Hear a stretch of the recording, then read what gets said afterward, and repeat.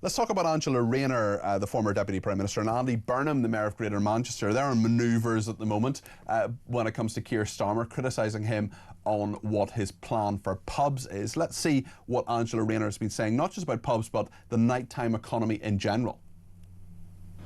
And that is why I would support the government in having a named minister with responsibility for the nighttime economy to champion the sector inside government and ensure that the voices of small and medium businesses are heard loud and clear. This is Keir Starmer facing another challenge over the struggle facing the hospitality sector. Two senior figures, Rayner and Burnham, urging him to do better.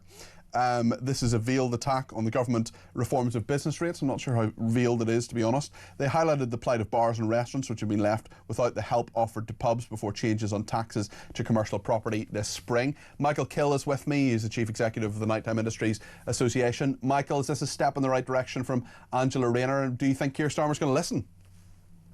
Well, I think it is a step in the right direction. I think we've got to recognise that as we start to get senior politicians starting to listen, understand the value, starting to recognise the plight, the vulnerability and fragility of nighttime economy, pubs and the wider sector, which I think is important.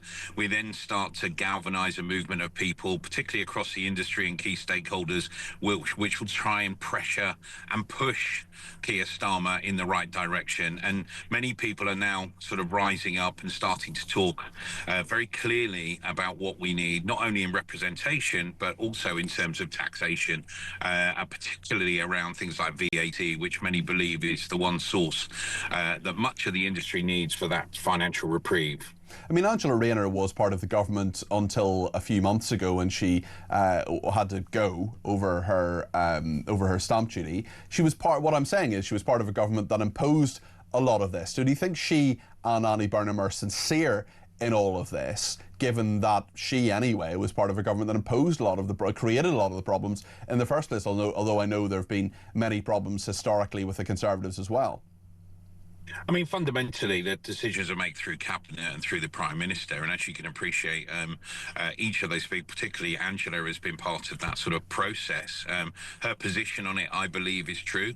What she said yesterday was very heartfelt. She has a connection to our industry that's really important, similar to Andy Burnham as the Mayor, who's shown very clearly his support by bringing on people like Sacha Lord, Steve Rotherham also there, which was very clearly the intent is, I feel, genuine, and I feel it's a real positive step forward where senior politicians, through their own experience, through their own importance and value of the sector, are starting to stand up and let people know how important we are to the UK PLC, and I think it's the start, but there's a lot more that needs to be done, and the Prime Minister needs to start listening, or otherwise there are going to be, consequences once we come to a point of local elections, and furthermore to that, to re-election further down the line, because at the moment they're not doing the things that we need to keep our businesses. They have done a partial U-turn on things like rates, for example. Will that help, or is that just simply a sticking plaster? I think it's a sticking plaster. I mean, when you look at the metrics around it, 15% is just a drop in the ocean, sadly, and that's the bit that's frustrating, and the fact that it's not covering the broader sector. The methodology around valuation is a real issue. The NIC contribution, another issue that we've seen.